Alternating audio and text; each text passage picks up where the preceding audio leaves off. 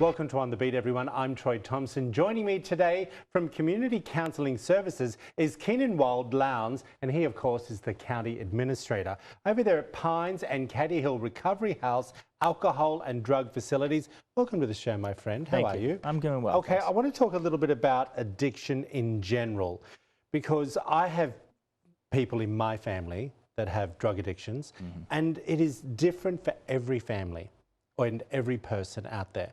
Let's talk a little bit about it in general. Yeah, there's certainly a continuum, right, where just substance use in general, not particularly, bad, and then it can grow into something that is pretty recognizably unhealthy. And so there's a lot of space between substance use and addiction or heavy problematic substance use. Okay, can we get down in the weeds a little bit, if you wouldn't mind? Yeah. Let's talk about some of the ones that are, more harder on you than others. And what are they, and what are you seeing in our community here? Yeah. What's more prevalent? Goodness, alcohol, especially over the past year in the pandemic. Oh my gosh, yes, of course. Alcohol use has skyrocketed. Yeah. And that's the tried and true, right? That's been around a long time. We certainly see our fair share of methamphetamine in our communities, and there is a growing opioids or heroin use as well in a lot of our counties. Right. Where are they getting these from? We know where they're getting the alcohol from. Yeah. They're buying them off the streets. Are they prescription drug addiction? Yeah, most come from the streets. Even prescription pills, people that abuse prescription pills tend to buy them on the street as well. And so, but yeah, all over, and they find a way. What are some telltale signs? Alcoholism is not such an easy thing to hide. Yeah. I grew up with an alcoholic mother, so we were very aware of those signs. What about prescription drug addiction? That's a hard thing to say you have a problem. Yeah, and it is, and especially because if I go to someone and say, I think you have a problem, that's not always received really well. And so I think about, what's changed in their life. So they used to be very active in certain areas and that's fallen off, or they used to be, dramatic changes where they used to be very reliable and they would be there and that's less so.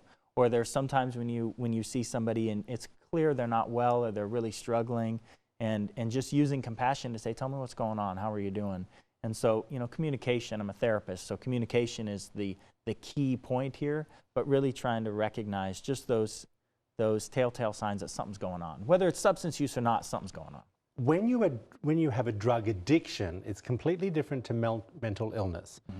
They are not necessarily open to having that conversation. That's right. What can they do? What can the loved one do where it's not so you have? Yeah. Not a jab. Yeah. And a lot of that is saying what I'm worried about. Right. So bring it on to you. Yep. Yeah. I'm worried because I see you not as involved in your kids' sports teams as you used to be, or I'm worried because I'm afraid that you're not eating well or not sleeping as well.